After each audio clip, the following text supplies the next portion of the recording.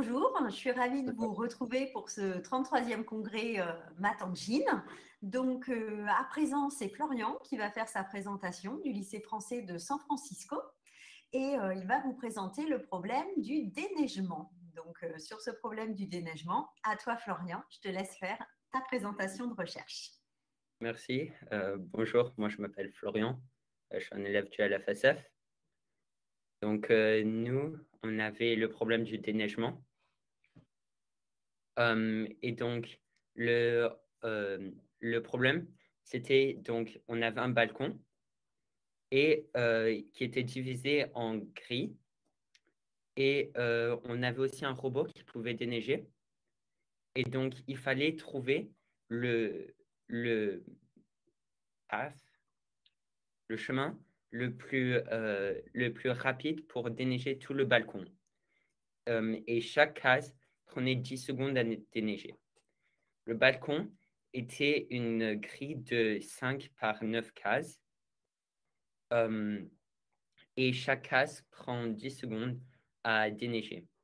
Donc, bien sûr, le chemin le plus simple est de passer une fois par toutes les cases et ensuite revenir au point de départ, parce qu'il faut revenir au point de départ. Donc, nous, notre chemin, ce qu'on a fait, c'est d'abord, on a essayé juste de trouver un chemin qui faisait ça juste à la main.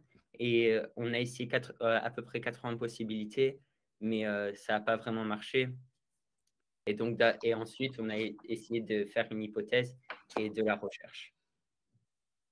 Donc, notre hypothèse, c'était qu'on ne pouvait pas on pouvait pas passer par une case, par toutes les cases une fois et revenir au point de départ sur une grille qui était de nombre impair par impair.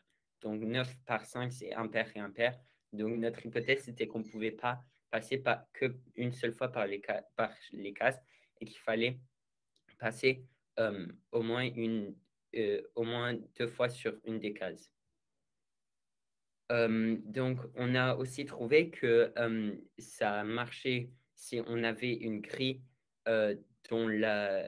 Par contre, on a trouvé que ça marchait pour une grille dont les côtés étaient tous les deux pairs ou un côté pair et impair. On a trouvé que ça marchait pour ça de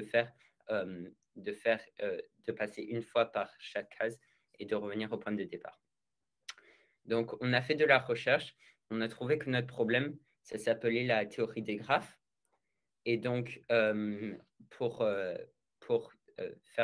résoudre notre problème, il fallait qu'on trouve un cycle, c'est la terminologie, qui avait certaines règles. Juste un cycle, c'est une route qui n'a pas de sommet ou de côté qui se répète sauf pour les premiers. Sauf pour le premier et le dernier. Donc, les règles, c'était que le robot, il devait tout le temps revenir à sa position de départ. Et donc, ça veut dire que ça, c'est un cycle fermé. Il faut aussi que on veut aussi que le robot ne passe pas par le même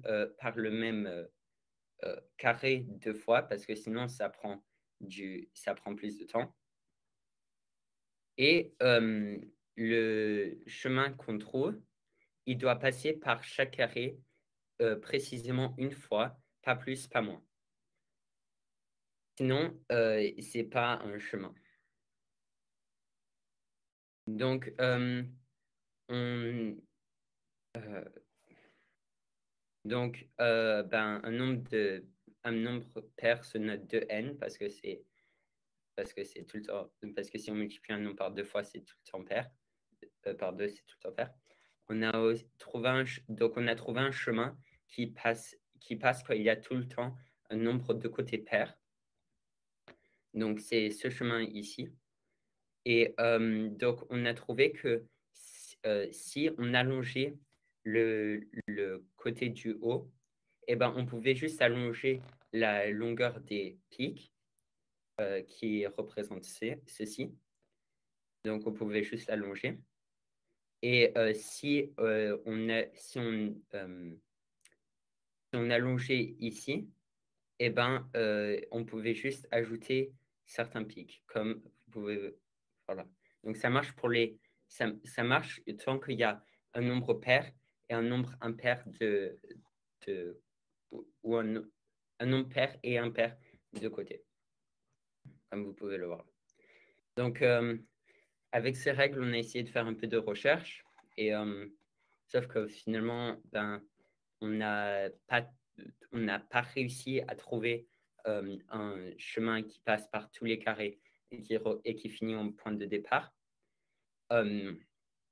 et qui passe qu'une seule fois par chaque carré. Et donc, on a trouvé un chemin qui passe qui passe 2 fois sur un carré et revient au point de départ. Donc ça, c'est ce qu'on pense qui est le mieux. Donc ça, on pense que c'est le mieux qu'on peut faire. Mais par contre, ça ne veut pas dire que finalement, ben, ça ne veut pas vraiment dire qu'il n'y a pas de chemin qui passe qu'une fois par chaque cas. Ça veut juste dire qu'on ne l'a pas trouvé. Ouais, c'est fini. Alors, merci beaucoup pour ta présentation. Alors, hop, je réactive ma caméra. Merci beaucoup pour cette présentation. Donc, quelques petits points. Dans ton raisonnement, tu nous dis que quand c'est un nombre pair, ça s'écrit sous la forme 2n. Oui. N, ça désigne quoi dans cette formule 2n? C'est un nombre, c'est n'importe quel nombre. N'importe quel nombre? Entier, d'accord, entier. Alors, des nombres entiers négatifs, les entiers relatifs aussi peuvent être pris en compte, ou là, dans ton problème, ça va être que des nombres qu'on appelle entiers naturels? Dans notre problème, vu que avoir un nombre négatif de carré, c'est que des nombres positifs. D'accord. Alors, au niveau de cette recherche, là, tu nous la présentes seule. Habituellement, c'est en groupe. Est-ce que tu peux m'expliquer un petit peu la démarche qui a été la tienne pour présenter cette résolution? Je ne suis pas sûr de comprendre la question. Comment ça s'est passé, ta recherche en groupe à la base? Comment ça s'est passé, le fait d'être confronté à une recherche comme ça? À la base, on s'est organisé comme on a essayé tous les deux de faire de la recherche et de mettre en commun ce qu'on a trouvé. Et du coup, finalement, on a fini avec ce qu'on a présenté, ce que j'ai présenté. D'accord. Et tu présentais tout seul, c'est pas forcément évident comme ça de présenter seul. Quelles ont été tes satisfactions dans les moments où tu étais comme ça, les apports d'avoir cherché un problème complexe comme ça? Moi, je pense que ce que j'ai aimé, c'est le fait que justement, tu as un but et tu dois travailler vers ce but. Et que justement, tu dois faire de la recherche. Puis, même s'il y a des choses qui m'ont pas vraiment aidé, j'ai quand même fait de la recherche. J'ai quand même découvert certaines règles ou certaines théories, je pense que c'est le mot que je cherche. Et j'ai quand même appris certaines choses, même si ça n'a pas vraiment aidé au problème. Tu as l'impression d'avoir développé des compétences que tu n'avais pas avant, au-delà des connaissances sur les cycles, par exemple? Est-ce qu'il y a des Euh, compétences que… je pense que vraiment, juste que ça m'a développé, c'est mon compréhension d'un sujet de maths qu'avant je n'étais pas intéressé ou que je ne connaissais pas. Est-ce que tu vois des domaines, est-ce que tu as pensé à des domaines ou des choses dans lesquels on pourrait réinvestir? Ça pourrait être utile, la recherche que tu as fait qui était là un problème de déneigement. Est-ce que tu aurais d'autres exemples où on pourrait réutiliser les résultats que tu as découverts par cette recherche? Moi, je pense que dans n'importe quoi qui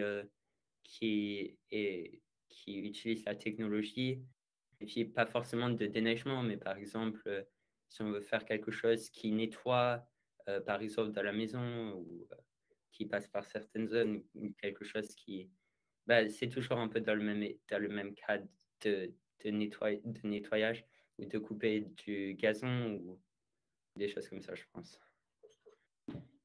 Est-ce que tu as essayé de voir informatiquement, en fait, de regarder avec des programmes, de simuler informatiquement cet exemple de recherche, de programmer, par exemple, toi-même un petit robot qui se déplacerait? Non, je n'ai pas essayé ça. D'accord. C'est quelque chose que tu avais envisagé ou C'était quelque chose que j'avais peut-être une idée de le faire, mais finalement, je l'ai pas fait.